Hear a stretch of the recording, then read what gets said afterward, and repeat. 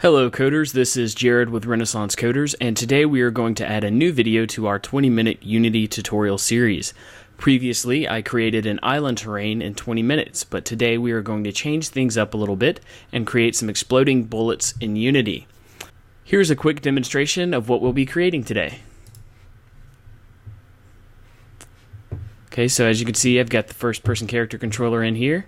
I can just fire a bullet and big ol' explosion happens. Cool, right? Maybe a little powerful, but it's definitely cool to look at. Okay, so let's dive right into the project. The first thing that we need to do is import a few assets into our project. For this project, we just need to use two of the standard assets from Unity. The first asset that we need to import is the characters standard asset, and the second one is the particle systems standard asset. So let's go ahead and import those now. Just go up to assets, import package, and we're going to import characters. Okay, you should get a window like this. Just do import, so we're just going to pull everything in.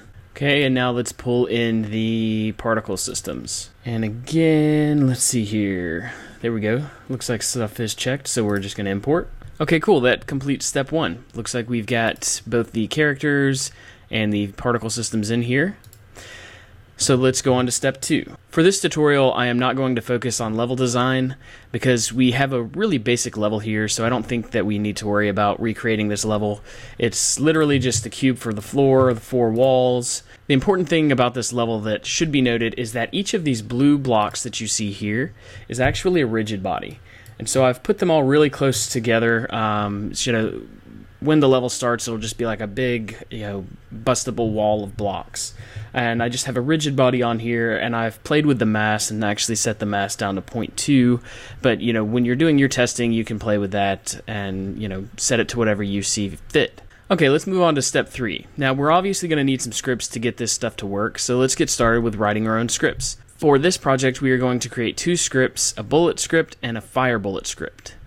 Now, we're going to be creating those scripts in C#, so let's go ahead and create them in our project and open them up in our code editor. So to create a script, you can just go to a scripts folder. If you don't have one, just create one really quickly.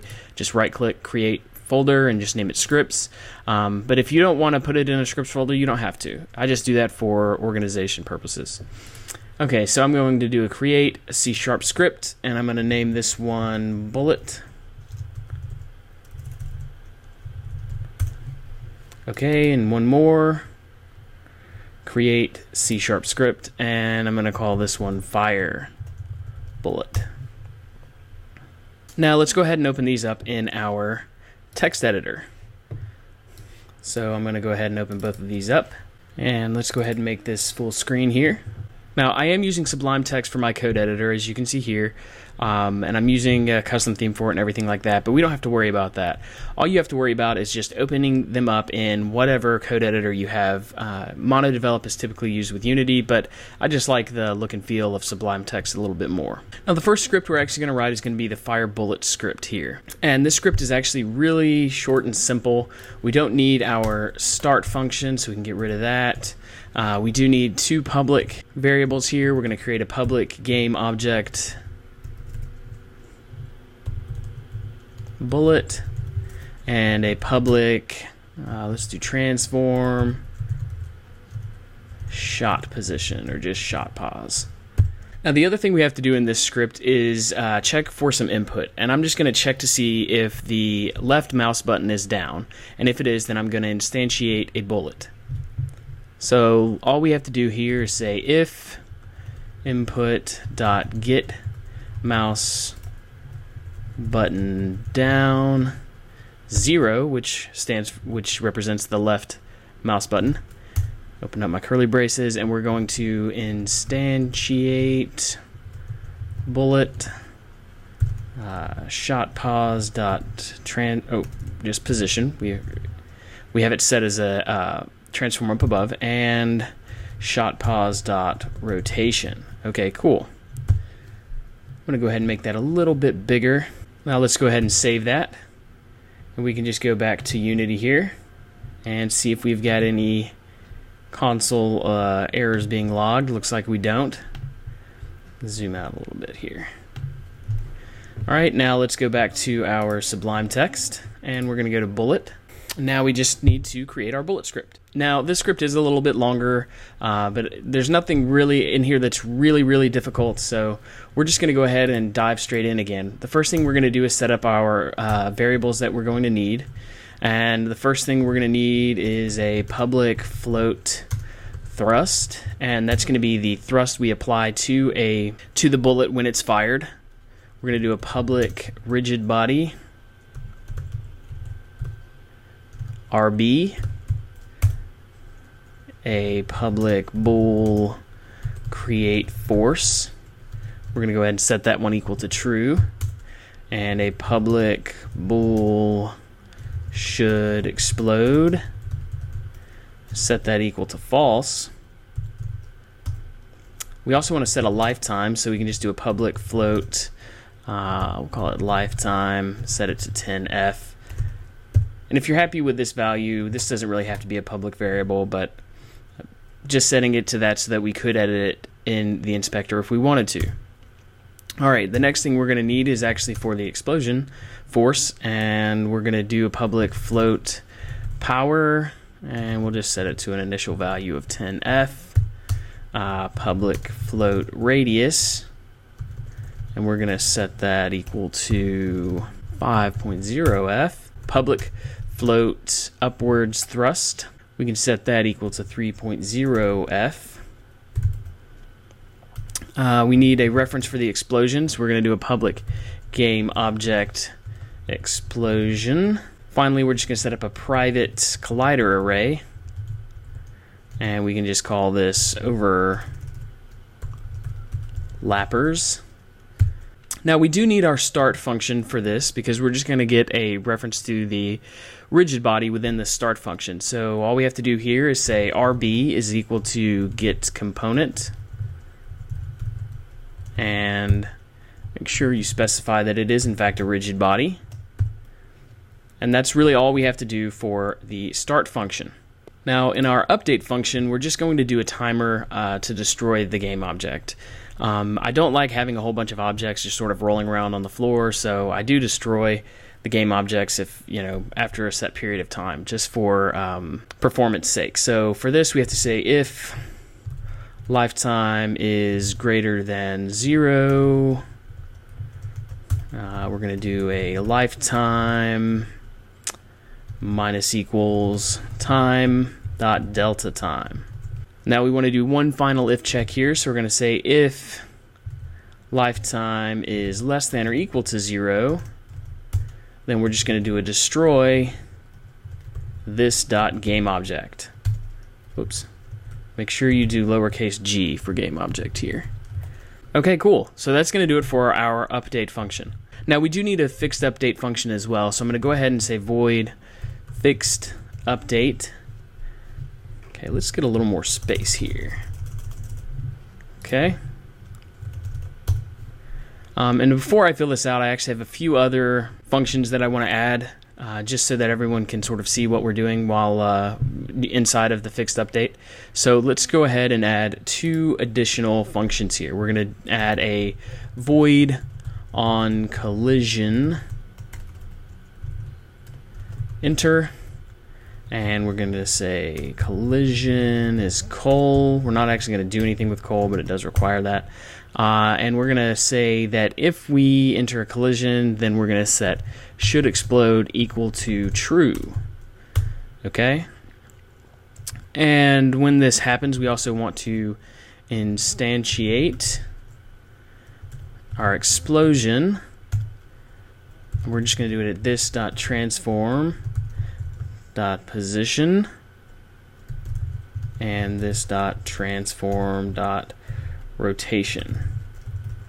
Okay, cool. So that's going to do it for our on collision enter function, so we just have to do one final function before filling out fixed update, and that's going to be our get overlappers function. And basically what that's going to do is use a Physics.OverlapSphere using the radius we created earlier. So basically when we enter a collision, we're going to use Physics.OverlapSphere with the set radius to make sure to find the objects that we're going to affect with the explosion. So let's go ahead and write that out. Now we are going to return a collider array with this. So this is not void, we're going to set it to collider array, and we're going to say get overlappers. And now we just have one line in here that we need to create, and that's going to be return overlappers is equal to physics.overlapSphere. We're going to use this .transform.position, so we're going to say at this position with the given radius. Okay, so that covers the get overlappers function. Now we're going to go back up to fixed update. Just the first thing, okay, so the first thing we actually want to do inside of fixed update is check to see if we should create force. Now, when I fire the bullet, we want to immediately have a force exerted on that bullet so that it moves forward.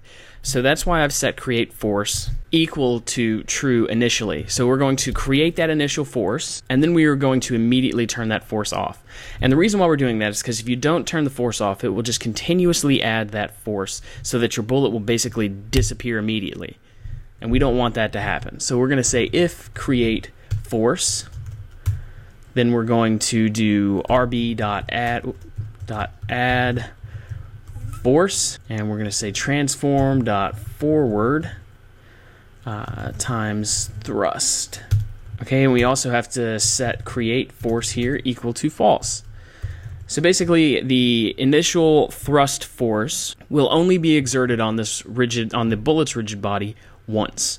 But we do also have to check on the should explode boolean, and if it should explode, then we're going to get the overlappers and then exert the explosion force on those overlappers. So let's go ahead and write that out now. So here I'm going to say if should explode, and if we should explode, I'm going to say collider array is equal to colliders, or a collider array of colliders, excuse me, and we're going to set that equal to get overlappers. You know, I just realized we are basically creating this twice. That doesn't make a whole lot of sense, does it? Let's see if we can just return it that way. All right, now, so if you don't see what I just did there, I realized that what we were doing is we were basically saying return overlappers is equal to something, and we're setting colliders equal to what we're setting get overlappers equal to, which I know it sounds confusing, and it is confusing. That's why we don't want to do it that way. So in your get overlappers function, just delete that, and we're going to see if this actually works. All right, so we've got our colliders here, so we're going to actually say for each collider hit in colliders. So we're going to iterate over this array of colliders here and do something to each one of those. And what we're going to do is say that our rigid body for these is RB is equal to hit.get component rigid body.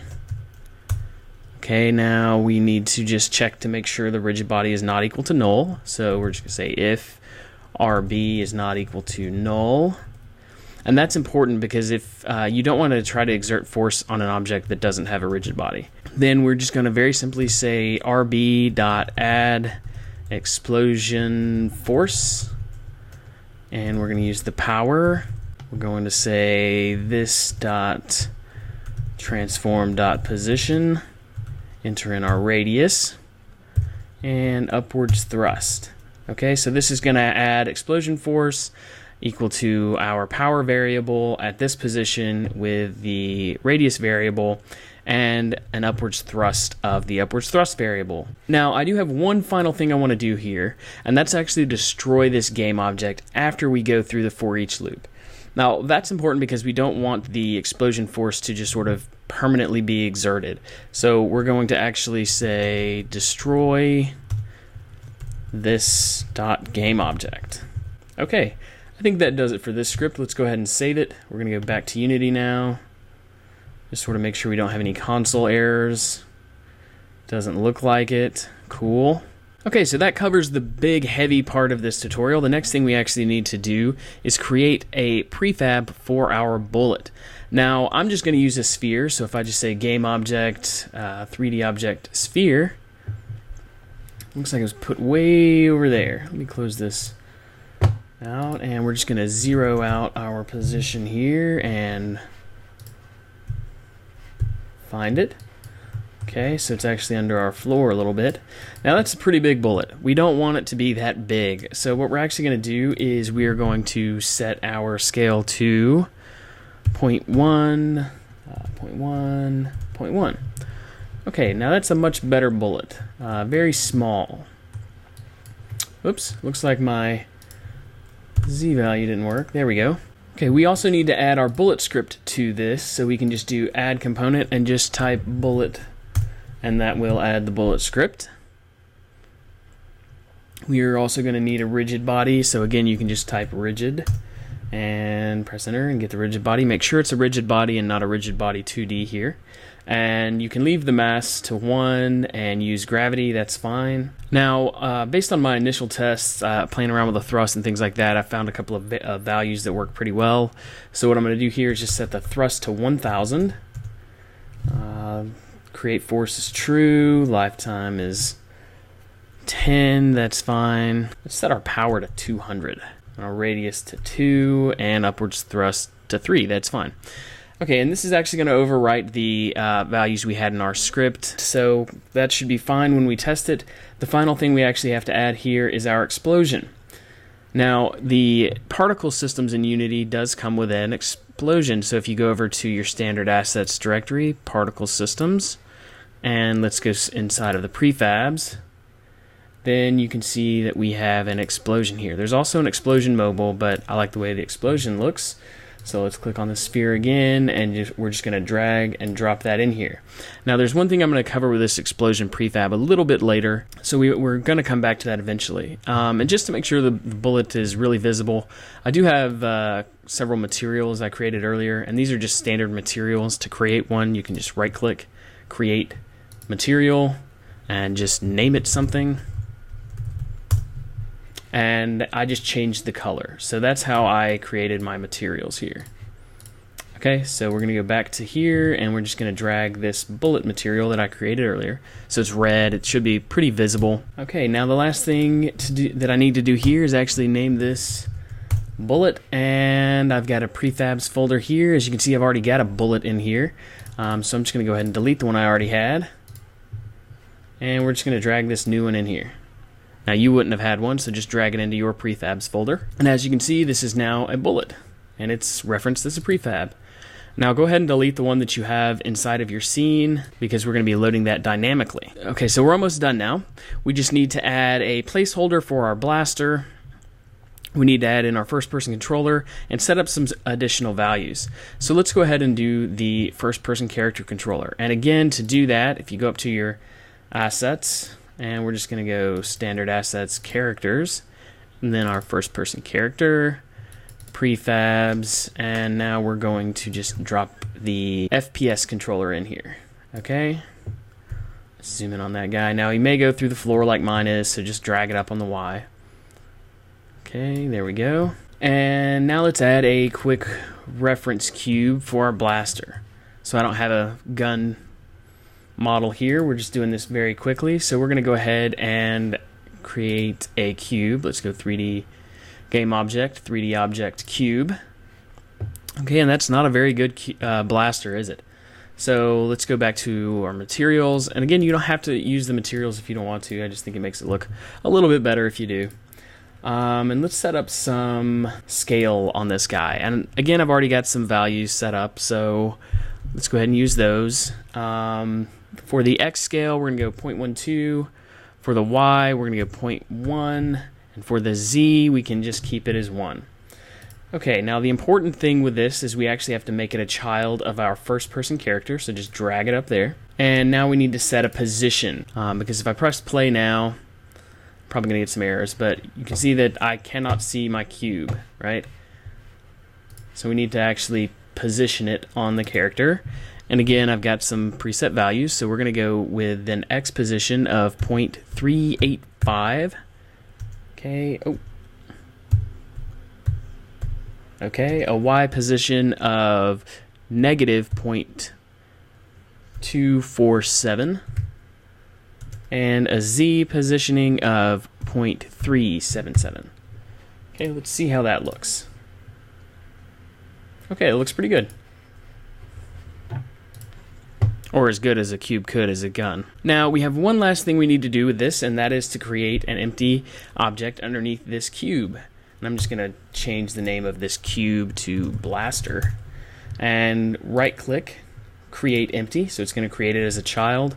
And I'm going to name this one to Shot Pause. Okay, so the important thing with our shot position is to make sure it's out ahead of our gun a little bit. So what we can do here is just give it a Z positioning of 0.589.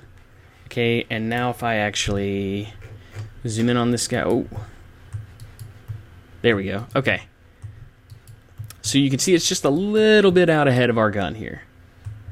Now you may run into some issues if you're running and shooting at the same time, but with a giant explosive gun, you don't need to move. You just fire bullets. Okay, so the one final thing we actually need to do here is add the fire bullet script. So we're going to go up to our FPS controller here, make that a little bit bigger, and we're just going to add component. We're going to say fire bullet. Okay. And for our bullet, we're just going to go back to our prefabs folder and drag in the bullet we created earlier. And for our shot position, we're just going to drag the shot position that we just created. Okay, now let's test it and see if it works. So I'm just going to press play here. Pew! Very cool. Okay, wow. Those blocks are gone. Let's hit the big one, see what happens. Very nice. Very explosive, deadly gun. Very, very cool. Now, going back to the particle system we created earlier, and this is really important. So you may be playing that and saying, oh my god, this gun is stupidly overpowered, and you'd be right. It is stupidly overpowered, but it is really cool to look at. So what we can do is if we go back to our assets, standard assets, particle systems, and look at our prefab, click on explosion here, you can see that we are actually adding an explosion force through Unity's prefab, okay? So you could reduce this, so let's just test it out, drop it down to 10, okay? And now let's test it and see what happens. So we should have a lot less explosion force, looks like it, not as many blocks are flying all over the place. Very cool. Man, that is a powerful gun. All right. Or if you wanted to, you could totally get rid of the explosion force. So let's just uncheck this and see what happens. Now this is going to look a lot weaker, and that's because it is. So if I just shoot now, you can see that it is in fact still doing some damage. Blocks are still flying a little bit, but they're not like going crazy and flying all over the place. And that's because now the only forces that are being exerted are coming from the script that we created earlier, that bullet script. So if I just go ahead and pause this, or stop it, and go back to our assets, prefabs, there it is, and click on this bullet. As you can see down here, we've got our power, radius, and upwards thrust. So if you take off the force being exerted through the particle system, then these variables here will be the ones that actually affect the forces exerted on the objects when an explosion is deployed. So you could actually bump this up, and now we should be seeing more damage this way. There we go. Alright, I love shooting this big wall. It is just so satisfying to watch all these blocks go flying. And that one column's being really, really stubborn here. That's what you get for being stubborn.